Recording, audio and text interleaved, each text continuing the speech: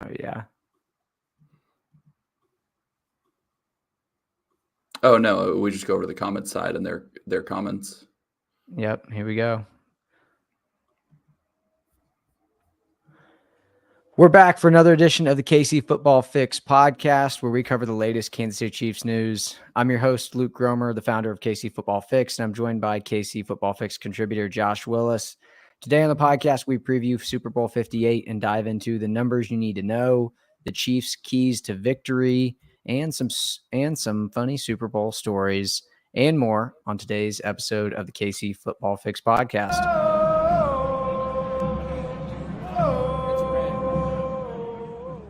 Welcome to the KC Football Fix podcast. If you enjoyed this podcast, make sure to hit subscribe and leave us a 5-star rating and review wherever you listen. And don't forget to subscribe to the KC Football Fix newsletter so you can get all the latest Chiefs news summarized into a 3-minute read and delivered to your email inbox every weekday morning during the season and a couple of times a week in the off-season for free. Not only do we give you all the latest Chiefs news, but we love to give away tickets, memorabilia, gear, and more to our subscribers. Go to kcfootballfix.com or click the link in the show details to join more than 4,000 other Chiefs fans that get their daily fix of Chiefs news all in one place for free. Josh, we're here. It's Super Bowl week. The Chiefs play in Super Bowl 58 in just a couple days, their 4th Super Bowl in 5 years. Tell me how you're feeling. You know, I'm a little bit concerned with my lack of fear about the game. Like I don't know if I've ever felt this confident about a Chiefs game or a Chiefs Super Bowl, which is probably a bit unfounded, but I was way more nervous going into the Ravens game than I am this game.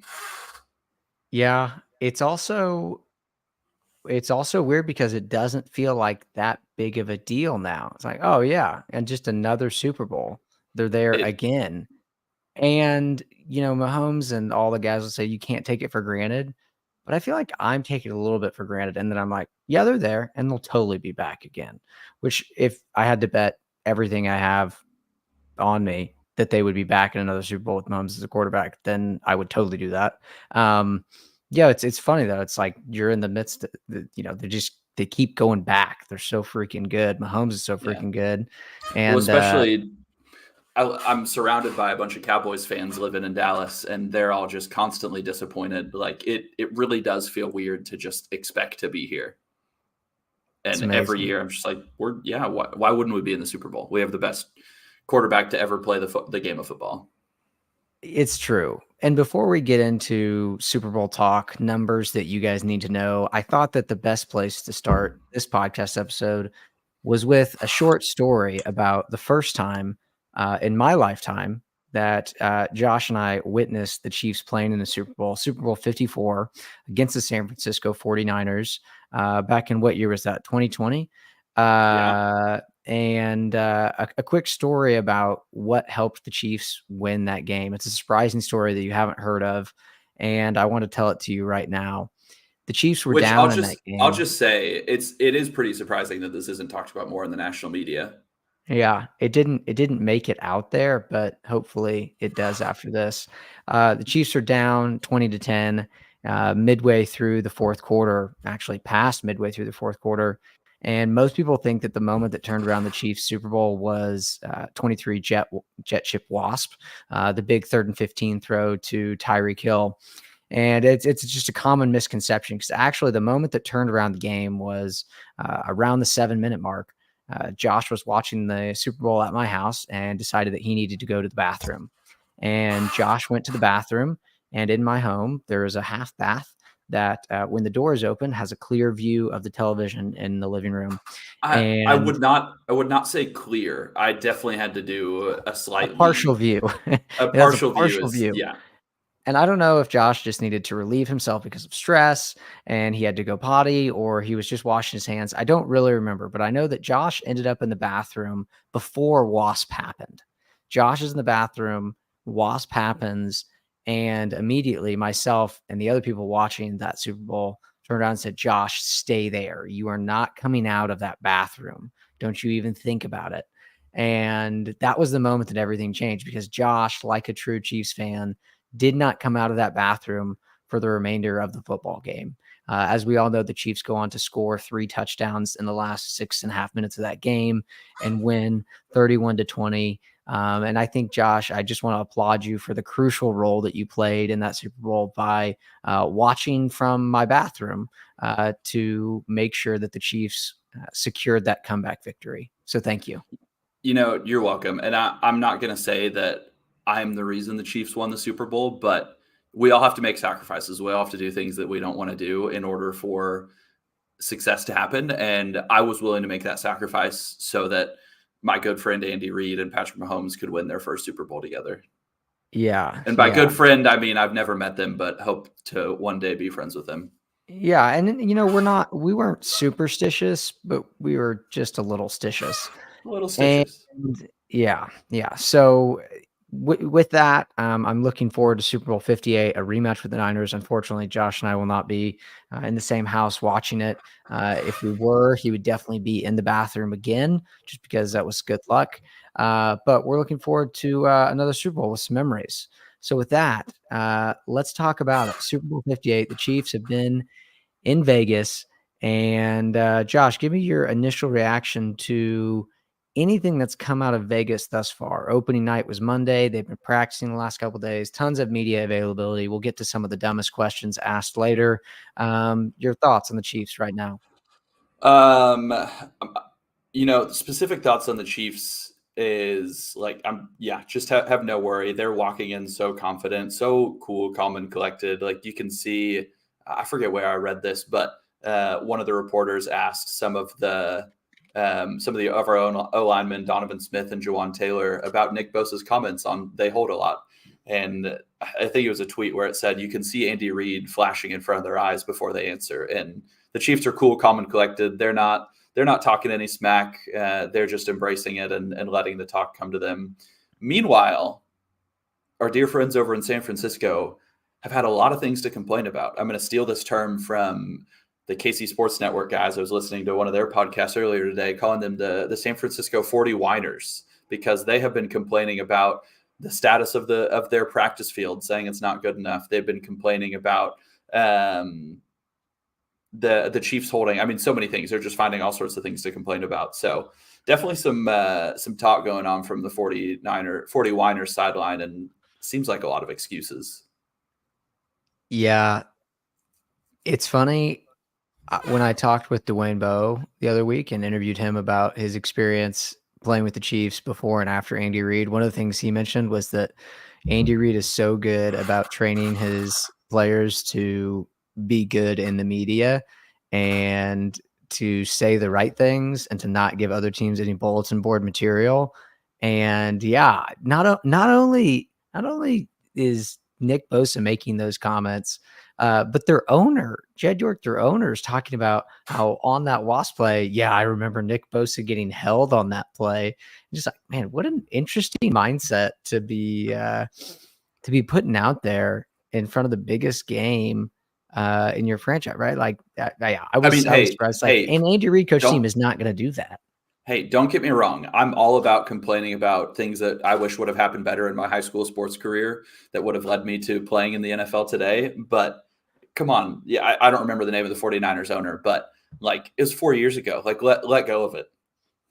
Jed York. What a guy. What a whiner. What a something. Yeah. On that note, one thing that I do think is worth at least mentioning, I don't want to talk about it too much. I think Mahomes addressed it well, but Patrick Mahomes Sr., father of Chiefs star quarterback Patrick Mahomes, was arrested on Saturday night in Tyler, Texas, for a DWI, driving while intoxicated, and it is at least the third occurrence of this for Patrick Mahomes Sr. Previously, I believe it was in 2019, he received his second DWI. He actually had to serve 40 days in jail that they allowed him to serve on weekends in 2019 and 2020. And yeah, it was a breaking story on Sunday afternoon. Reporters asked Mahomes about it in the opening night press conferences, and essentially Patrick's response was, it's a family matter and going to keep it private and keep it that way, which I thought was obviously Mahomes is really good with the media as well and gets a lot of questions. yeah, respected his response on that. It is a thing.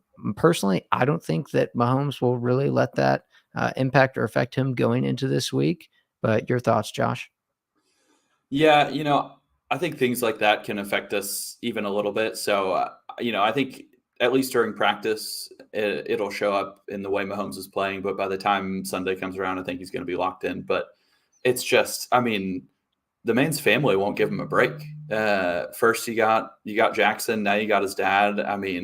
They're just constantly. They need to take Andy Reid's media coaching class, honestly, and just doing things to not give other people bulletin board. Because while the Chiefs aren't doing it, Patrick Mahomes' family sure is giving other teams a lot of bulletin board material. Yeah, and hope that Patrick Mahomes Sr. gets some help because that's a serious thing. Driving while Yeah. intoxicated, not good. So dangerous, harms people, kills people, and danger to himself and others. So, yeah, I hope he gets help and that can be put behind him. And Mm-hmm. yeah, it sucks for Patrick Mahomes the second that he's got to even answer and address those questions at this point and at this stage. So hopefully it's not something that impacts him or his play at all. With that, let's get into some numbers that you need to know for this Super Bowl. One of the things that I was the most curious to look into ahead of this Super Bowl matchup is the defensive lines on both sides. Looking at pressure rates, and particularly, we know that Steve Spagnuolo loves to dial up the blitz. We'll get into some of those numbers. But one of the other interesting things, and I believe, Josh, you talked about this on the podcast last week, is that Brock Purdy has actually been one of the best quarterbacks in the league against the blitz this year. And so I The don't expect best. I don't expect Steve Spagnuolo to not blitz because of that. It is very much who he is. I see him staying true to that. However, I do think some of these numbers are interesting on both sides to get a little feel for what Mahomes may experience and then obviously what Spagnuolo may send at Brock Purdy. So blitz percentage. San Francisco blitzes on 18% of snaps. That's the third fewest in the NFL. So expect to see the 49ers sitting back in coverage a lot. Obviously, Nick Bosa is a pretty dominant defensive end that will get after the quarterback even when they're not blitzing. But the 49ers don't blitz a lot. The Chiefs blitz on 32.9% of their snaps, almost 30%. That's the seventh most in the NFL. This next stat I thought was really interesting as well, the hurry percentage. So how often do these defensive lines hurry the quarterback, force them to get the ball out quickly? San Francisco, 5.4% of snaps, which is the sixth worst in the NFL. However, the Chiefs' hurry percentage is 9.8%, which is the third best in the NFL. San Francisco was 10th in the league with 48 sacks. The Chiefs were second with 57. Pressure rate, San Francisco was 17th with 21%, and the Chiefs were second with 27.8%. That's a high percentage, nearly 30% of snaps. The Chiefs are getting pressure on the quarterback. And maybe one of the most interesting numbers I came across was actually Chase Daniel on NFL Network talked about this, that the 49ers center, right guard, and right tackle combined are 30th in pressure rate. And that's the side of the line that Chris Jones and George Karlaftis will probably go up against for majority of the Super Bowl. Shout out to Franz and V on Twitter for sharing that. That was an interesting stat. Obviously, Jason Williams, right? Their left tackle. Wow, Trent I'm blanking on Williams. his name. Trent Trent Williams. I'm sorry. I Williams. knew it was Trent Williams, one of the best left tackles in NFL history. Oh, by the way, I think he's 41 years old. That's insane. And No, still he's just not 41. That's nice. that left tackle plays for the Eagles, I believe. Trent Williams is 32. You're right. I'm an idiot. I was thinking of the other Yeah. guy. Yeah. 32, which is still, Yes. in the context of playing left tackle, not young, but yeah, Yeah. he's still. Yeah, he's If I dominant. could, if I'd pay a lot of money to be able to move like that guy can at his size. I'll tell you that Yeah, much. that's the truth. But so essentially, right, he's really strong, but the right side of their offensive line actually gives up a lot of pressure. So an interesting matchup to watch there. Josh, your reaction to those stats about blitzes on both sides? Yeah, it's going to be really interesting. Brock Purdy is really good against the blitz, but there's been games, as I was looking earlier this week, where when it comes to more creative blitz and blitzes like Spags likes to do, has had a lot of trouble and has made a lot of turnovers. Going back to the Minnesota game, I think Brock Purdy threw a couple really costly interceptions against some disguised blitzes. So really keep an eye out for the way Spags is. He doesn't blitz like a typical defensive coordinator. He's really good at disguising blitzes and bringing people off the edge. So I think that'll be important. But yeah, it's really, this type of game is going to be a battle of the trenches, in which D-line can generate enough pressure to throw the other quarterback off of their game.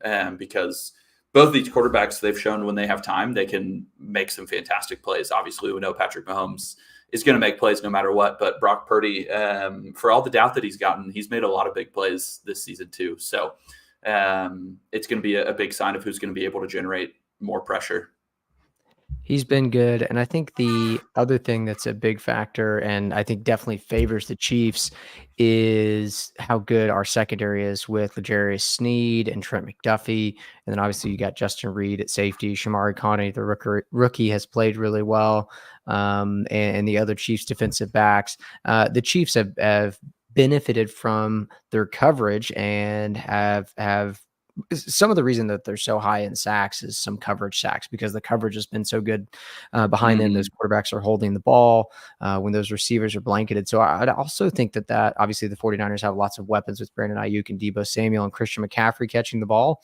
But I think that if the Chiefs secondary can win some of those matchups, obviously it's going to allow that defensive line to get even more pressure on Brock Purdy. Purdy's good at getting the ball out quickly.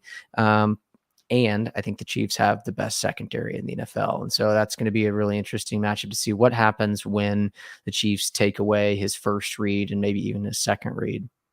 Yeah, gives the D-line time to pin their ears back and really go after him. So yeah, and on the other side, the 49ers secondary isn't superb. They were 14th in the NFL in passing yards given up. And really, their secondary outside of former Chief Charvarius Ward isn't super impressive. Also, side note, Charvarius Ward said it's a lot better in San Francisco, that he likes it a lot more than when he was in Kansas City. And that was funny because the Chiefs have won a Super Bowl since he left, and they might beat him again, and he'll probably be eating those words. If the Chiefs, honestly, we did. To be fair, we did win a Super Bowl with him. He did help us win our first Super Bowl. So no hate to Charvarius Ward, but there's just no way San Francisco is better than Kansas City.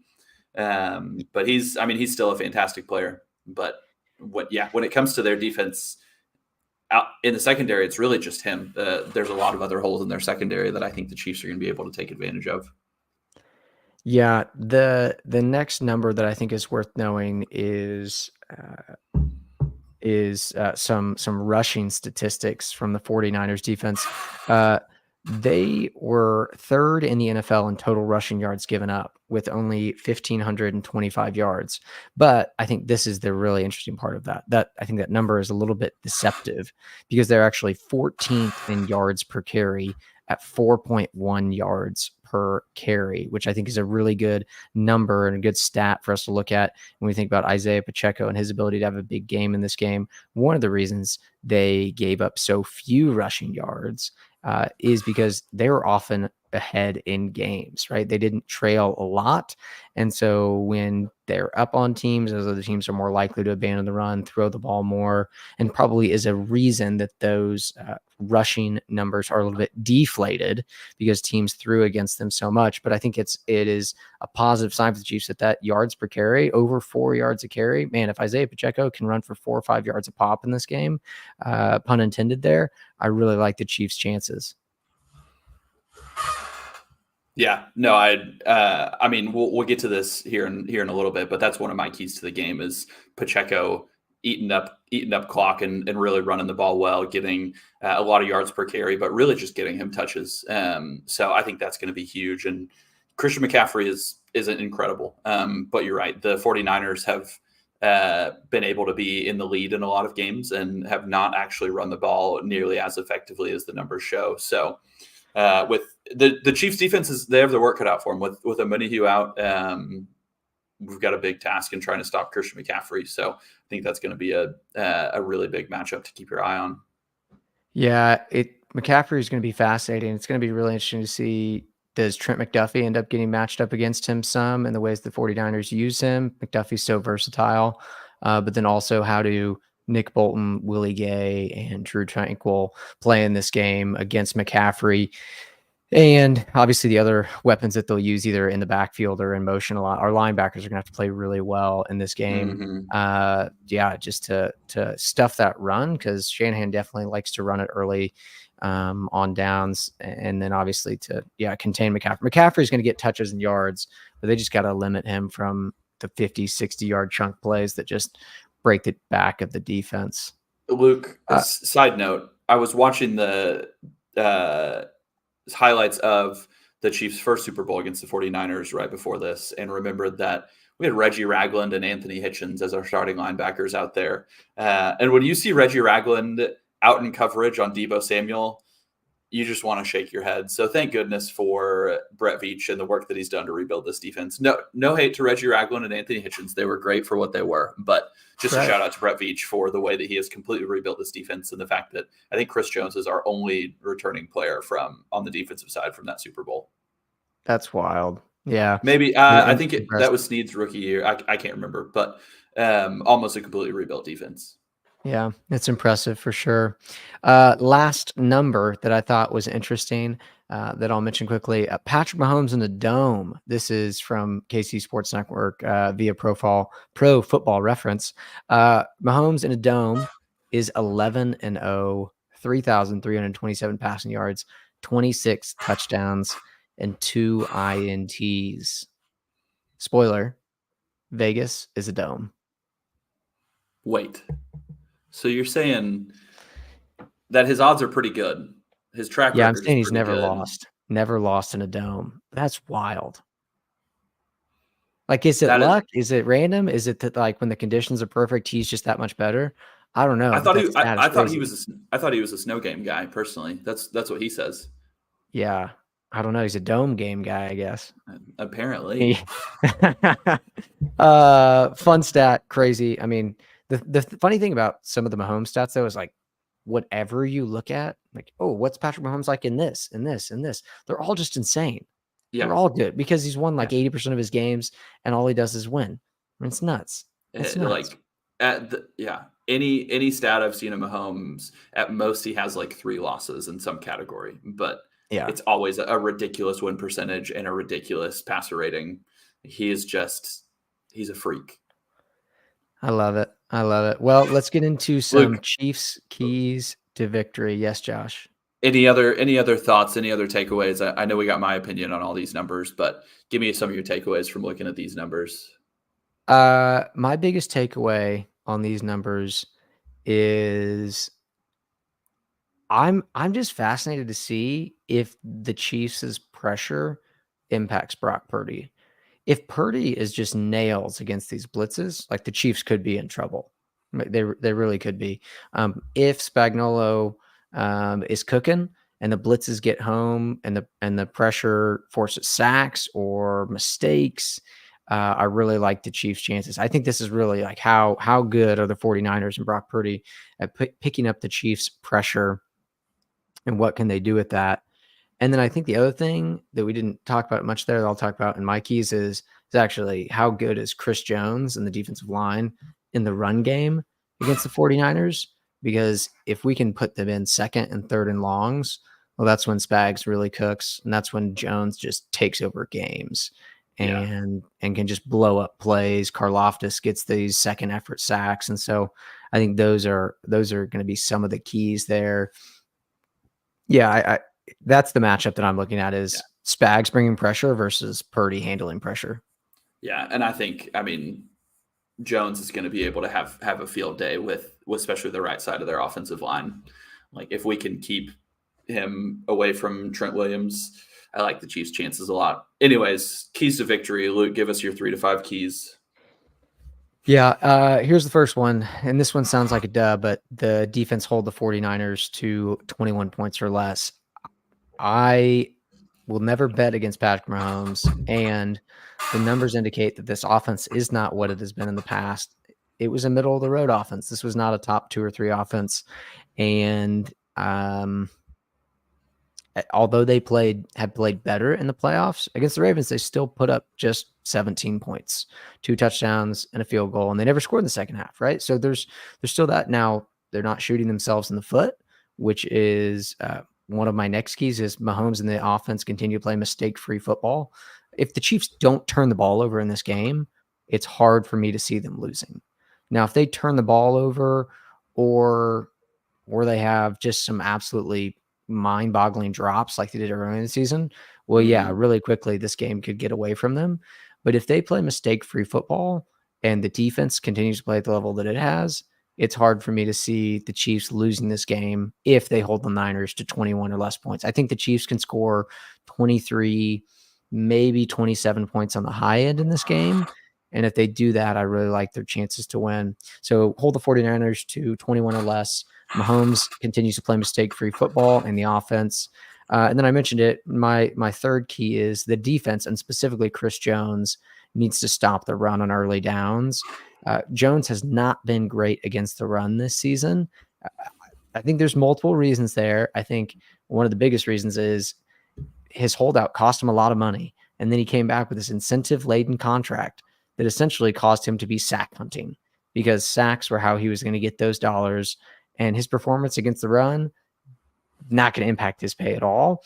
And his numbers this year versus previous years against the run, significantly different. And one quick note on that. It has been encouraging for me to see the difference in the way Chris Jones has shown up in the playoffs versus in the regular season. He showed up much more like a leader. You really saw it in that Baltimore game where he was wrecking plays, but he was not just solely focused on going out and getting his and getting sacks. I think he's developed into, which is probably part of his incentive-laden contract. He's going to do whatever it takes to win the Super Bowl, because I think he's got, $1 million or $2 million on the line if he wins. Yeah, I honestly don't remember off the top of my head. I know he got another $1 million after that AFC Championship victory. I expect him to be at his best in the run game. Obviously, it's the Super Bowl. He's gonna turn it on here. But I think his performance in the run game is key, because then second and third and long, he and Karlaftis can really get after Purdy. The fourth one is the O-line keeps Mahomes clean and controls Bosa. It was a crazy stat, and now I'm forgetting it, but until that Baltimore game, when Mahomes took a couple sacks intentionally to keep the clock running instead of throwing it away, he hadn't taken a sack in like 4 or 5 playoff games. He's been really good at avoiding sacks. And obviously, I think the offensive line is so much better than it was a few years ago when the Chiefs decided to remake that. This offensive line is not great, but it's solid. And honestly, the offensive tackles, they do hold a lot. They're first in the NFL and holding penalties, but I'd rather them get a holding penalty than let Mahomes get destroyed back there and obviously lose those yards and a down. But with that, they need to control Nick Bosa. The last time the Chiefs played the 49ers last season, regular season, that was a game. Mecole Hardman had 3 touchdowns in that game. And that was actually one of the things that the Chiefs did to counter the 49ers was they attacked Bosa's aggressiveness. He's really aggressive, likes to get upfield. And so they ran some jet sweeps by him and or under him and to counter his aggressiveness.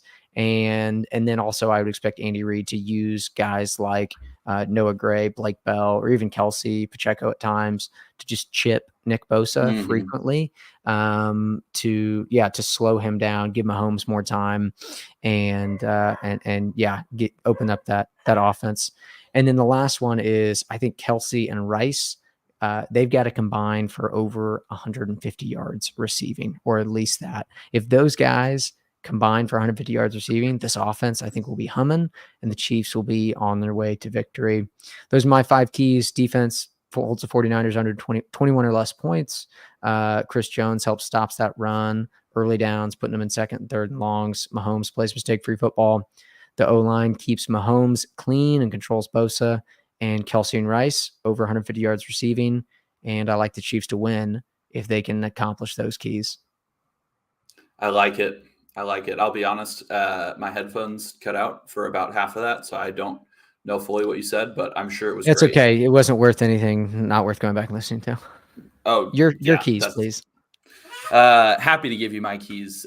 Key number one is going to be dialing in on that defense. I think if Snead or McDuffie force a turnover like they have been so adept at doing all season long, I think that's going to put us up in really good chances for winning this football game. It's exactly what you said. I mean, this feels a bit obvious, but when you win the turnover battle, you have a much higher likelihood of winning the football game.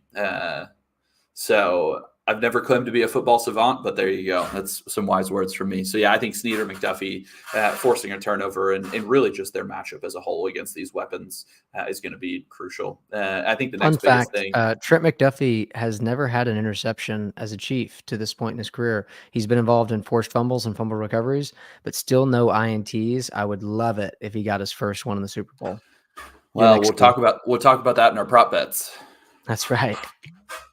We won't, but I'll make a note to talk about it in our prop bets. My next key is Pacheco getting 15 plus carries and a touchdown. I think we've seen the evolution of this offense and to be a bit more of a run heavy and leaning into a 7th round pick like Isaiah Pacheco. And so if he gets the ball and is able to control the pace of the game, at least 15 carries, then I like our chances a lot, especially if he's able to find the end zone. I think we can't rely on Patrick Mahomes to just save the day like we have in years past. We know he can, but the Chiefs are at their best when they're playing consistent, balanced football and running the ball well. And then speaking of the run, the next key is exactly what you said. The defense has to keep McCaffrey in check and limit explosive plays. I mean, the 49ers have some unbelievable talent between Ayuk, Deebo Samuel, Christian McCaffrey, and George Kittle. And so if the Chiefs can just keep things in front of them like they have, they've given up very few explosive plays all season, but especially keeping McCaffrey in check. And like you said earlier, it's going to be unique to see whether it's McDuffie or our linebackers lining up with McCaffrey, whether he's in the backfield or coming out of the slot or something. So that's going to be big is keeping McCaffrey and some of their other stars in check and not allowing any big plays. Yeah, agreed. Key number 4, even though I just said we can't rely on Mahomes to come out and win the day, I think Mahomes is going to have to do Mahomes things. The 49ers are motivated and they're going to come out to play, and they're a good football team. They're really balanced across the board, especially with some of this defensive line and these linebackers. And so I think Mahomes is going to have to step up and make some big plays, especially with the pressure that Nick Bosa is going to find a way to get on him. He's going to be scrambling and running around the pocket a little bit. So he's going to have to do some Mahomes things and have one of those plays where you're just like, only Patrick Mahomes can do that. No one else on this planet can do that. Mahomes magic. And then the last one, playoff MVS. MVS has got to make a big play. Every game of the playoffs.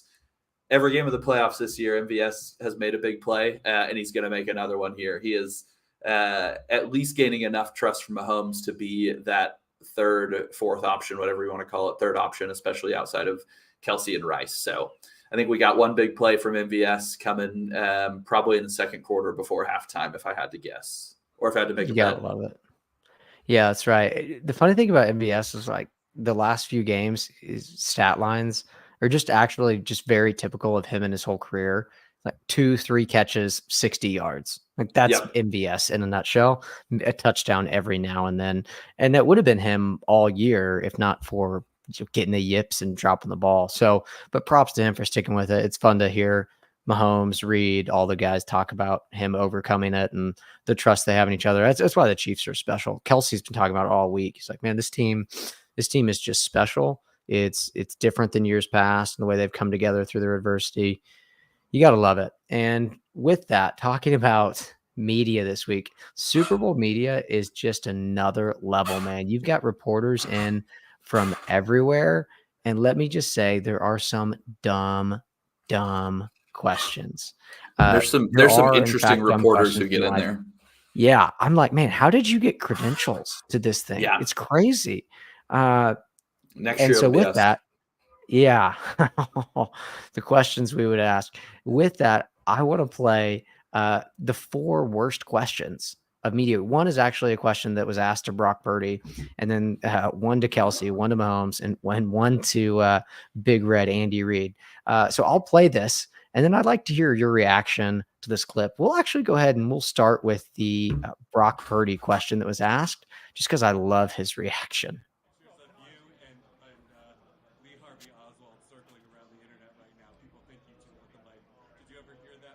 I haven't. That's my first time hearing it. Yeah. What do you think about that comparison? Physical comparison, actually. I don't know. If you couldn't hear that well enough, the reporter asked, "There's a picture going around comparing you and Lee Harvey Oswald, the assassin, and saying you look alike. What do you think about that comparison?" Brock Purdy's response. I mean, it feels like this reporter lost a bet to ask a question like that. Like, I wish I could have that. I wish that I could have that audio clip, and I may just save it and just send it to people when they ask me a question. I don't know about that. How else can you respond to that kind of question? Hey, you actually kind of look like someone who assassinated a president. Would you comment on that? yeah, it's actually my dad. Like, what do you want him to say? That the fact that he asked that question. So funny. Next question, and props to Mahomes for how he answers this. A reporter is going to ask Patrick Mahomes about his voice. Enjoy this clip. What is your best Kermit the Frog impression? I'm talking right now. That's it. If you missed it, what is your best Kermit the Frog impression? And Mahomes says, "I'm talking right now. That's it." I love it. I mean, he embraces. You could tell he's kind of fed up with it, but he doesn't just like blow them off. He's like, "Oh, I'm doing one right now." So Yeah, just it's a bit embrace. playful by him, but Yeah, I mean, you could tell he's annoyed by it. Mahomes has a unique voice. He admits it. He embraces it. But again, I'm like the reporter that you're talking to one of the biggest icons in the world right now in professional sports, and the question you want to ask him is, "Can you impersonate Kermit the Frog?" Like that's the best question you can come up with for Well, Patrick here's the Mahomes. deal. You got to think about it. Put yourself in these reporters' shoes. There's hundreds of them in front of that person. Everyone's trying to come up with like a unique way to ask a football question. Like, you're going to get called on and get attention if you ask a weird one. And they're in front of these media people for a long time. So there's plenty of time for other questions to get asked. He probably had his real question stolen. Yeah. Okay, Yeah. this is a bit of a tangent, but I was listening to a press conference from Mahomes earlier this season, and I could be totally wrong here, but I feel like his voice has been getting a little bit more normal. Your I thoughts? have no idea. I mean, I've listened to almost every single press conference from this year. I haven't noticed a change in the voice. I feel Maybe like it's it's your sounding a hearing. bit You more do have normal. hearing problems. For the Yeah, audience, but you might not know this. Josh had a cholesteatoma. That's a real thing. You can Google it. No way you spell it right, though. Josh had one of those things in his ear, so he lost part of his hearing. So that might be why he thinks Mahomes' voice has changed. It just might be his hearing. could be. I don't know. I think it's changed. I think he's got a voice coach coaching him on how to speak a little bit more normally. Maybe you're right. I'll tell my Which story honestly, about. that's a good segue into Big Red's question, conspiracy. Yeah, and well, before that, I'd just like to give a shout out to one of our members in the chat, Kalen. He said he has a great Kermit impression, and Kalen, I'm sure that you do. We'd love for you to send that in. Maybe send that to us via email. You can email team@kcfootballfix.com. We'd love to get your Kermit the Frog impression out there, just to compare it with Patrick's there. And Kalen also said, "Bad take. It hasn't changed," in reference to Patrick Mahomes' voice. So myself and Kalen in agreement there. Josh, I don't think Mahomes' voice has changed at all. And moving on quickly, third worst question. Question for Travis Kelce. Listen to this. Who's going to go ring first, the Niners or Taylor? I'm hoping I get this ring on Sunday. I know that. If you missed it, the reporter says, "Who's getting a ring first, the Niners or Taylor?" And he says, "I'm just hoping I get this ring on Sunday." Well, could there be 2 rings on Sunday? That's the question. We'll talk about it later in the prop bets. I'm just like, that's and he like that guy obviously thought about asking that question in that specific way for so long and was so proud of that question. And Kelsey's response is just money, absolutely money. I'm just hoping I get the ring. Like, dude, he and Mahomes, like we said, Reed is so good at training these dudes in the media. And then obviously I think Mahomes and Kelsey should get some credit. They're just good on camera and good on their feet because that was an impressive response. And with that, Big Red, the master of the media, the master at saying a lot and saying nothing at the same time, had to answer one of the most ridiculous questions I have ever heard in my life. And let's take a listen to it. Coach, right here. Yep. Gotcha. Question from Germany. Yes. As you said before, times have changed a lot. The internet, mobile phones. What do you say about the conspiracies that have popped up concerning Travis Kelce and Taylor Swift, like some kind of Republican conspiracies, that you guys made it into the Super Bowl to actually secretly re-elect or help re-elect President Biden? That's way out of my league.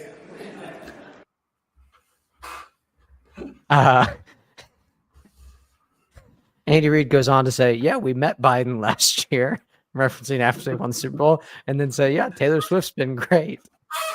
Your reaction to that question, Josh? What's crazy is that reporter asking the question was not the first time I had heard that conspiracy theory. There's actually a lot of people that are talking about how, and this is with Travis Kelce being the face of Pfizer's COVID and flu shot vaccine and Taylor Swift being a pretty outspoken Biden supporter. They're talking all about how Travis Kelce is going to win the Super Bowl MVP. Taylor Swift is going to come up and they're going to publicly endorse Joe Biden on the mic in front of the whole world. So yeah, that's not the first time I've heard that conspiracy theory, but I mean, I don't think they care that much. I think that Travis Kelce and Taylor Swift are just Travis just wants to go out and play football. I don't think he cares that much. And he's just trying to make his bag however he can with all these commercials. I don't think he's trying to be the face of the COVID vaccine and endorse Joe Biden. The internet is a fascinating place, man. That's what we should take away from this. Wow. A dark hole, man. Wow. What a question. The NFL is just a conspiracy. Also, a reporter asked Roger Goodell, like, hey, some people think the NFL is scripted and like Taylor Swift, all that stuff. And Roger Goodell was like, I couldn't even script this. Like, this is crazy. Yeah, so shout out to Roger. That was a good response too. All right, moving on from dumb media questions. And Josh, I'll let you take it away. Let's get into some of the best Super Bowl bets, game bets, and then some unique prop bets that you can get a little action on for the Super Bowl. Yeah, we'll bring up our game bets first. Some of the top ones that we are seeing: Patrick Mahomes over 0.5, or I'm sorry, under 0.5 interceptions. He has yet to turn the ball over in the postseason, and he is just insane.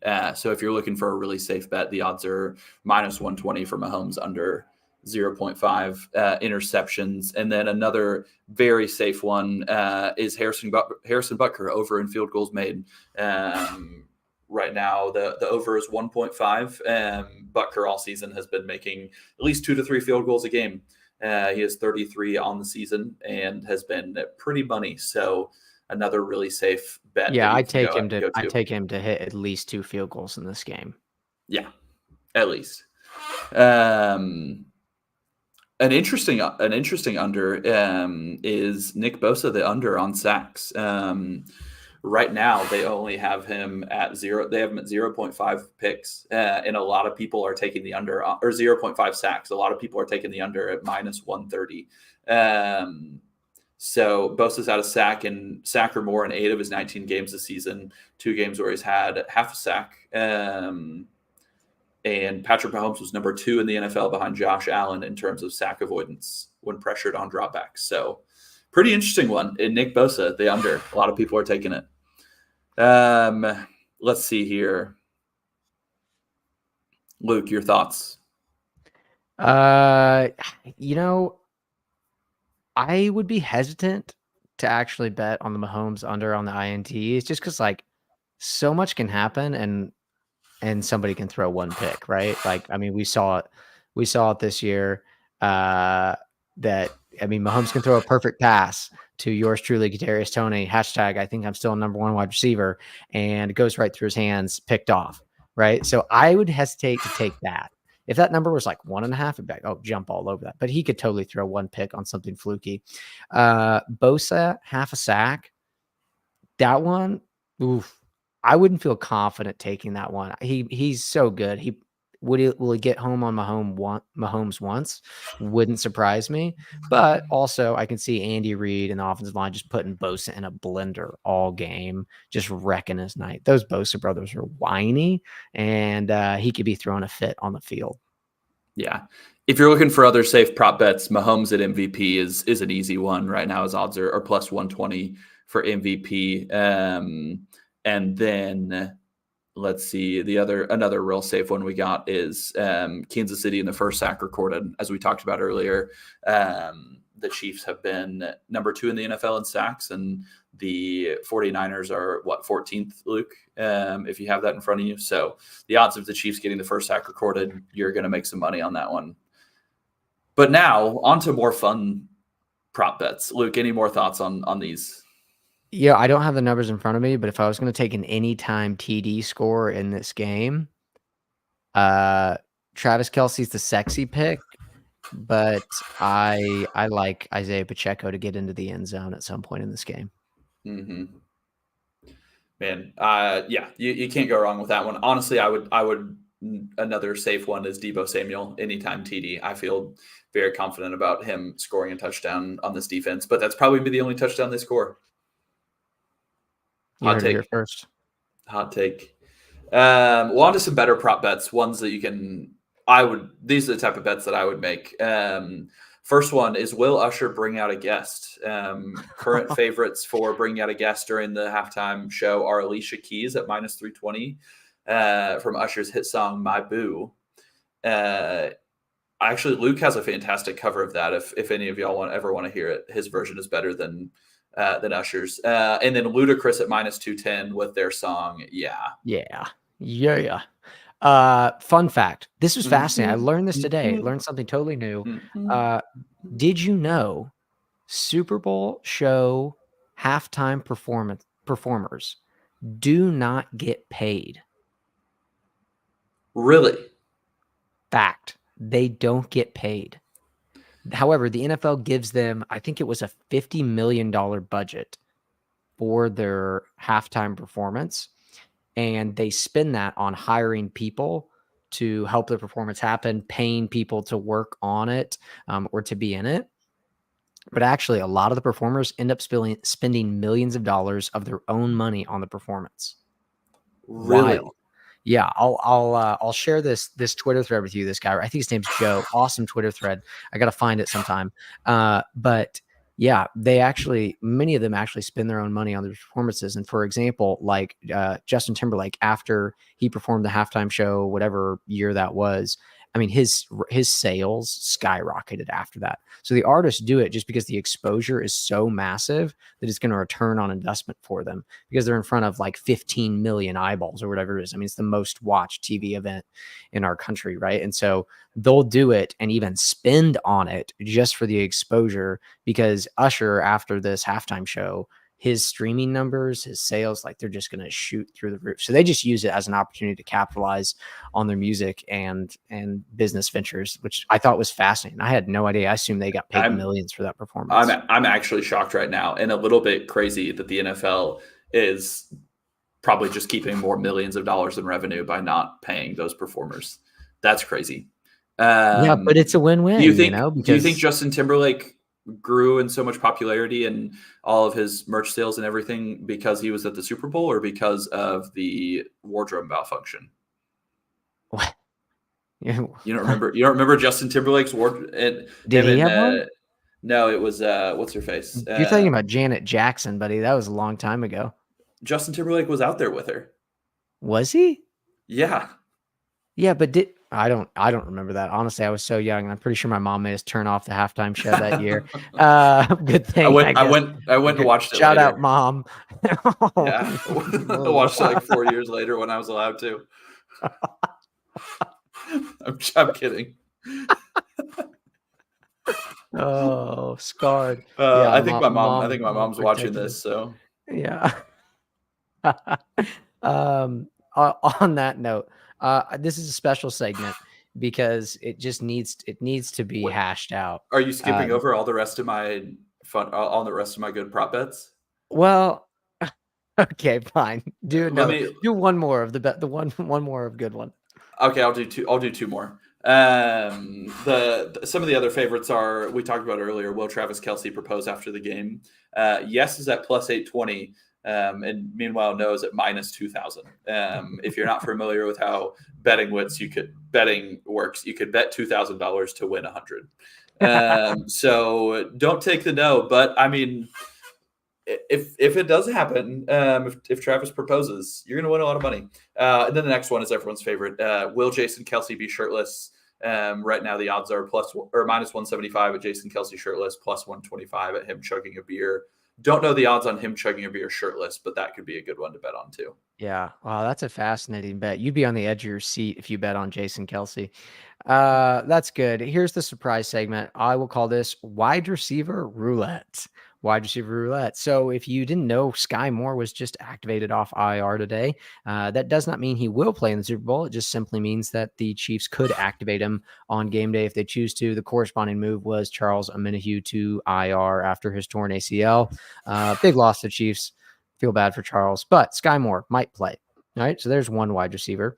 Kadarius Toney is healthy.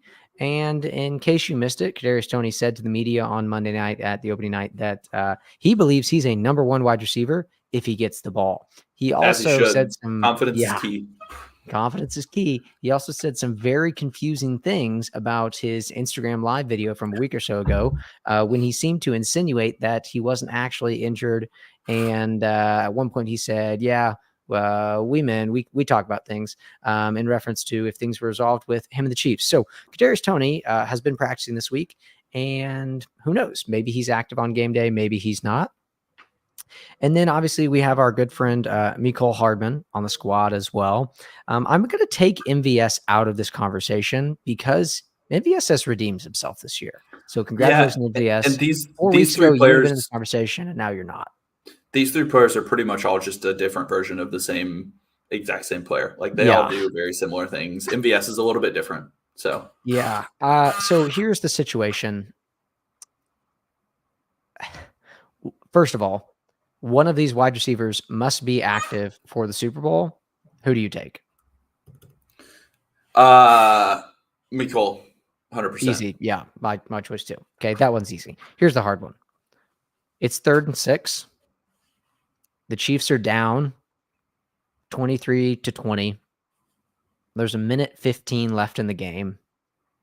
One of these guys is on the field, lined up, and the play is going to be for them. They've got to catch a ball, crossing route over the middle of the field. Who do you want catching that ball in the Super Bowl or attempting to catch that ball? It has to be a crossing route over the middle of the field. Yeah. Okay, because if I'm picking the play, I'm going screen pass to Kadarius Toney. He can pick up 6 yards easy. Or he might go backwards 6 yards. That's true. But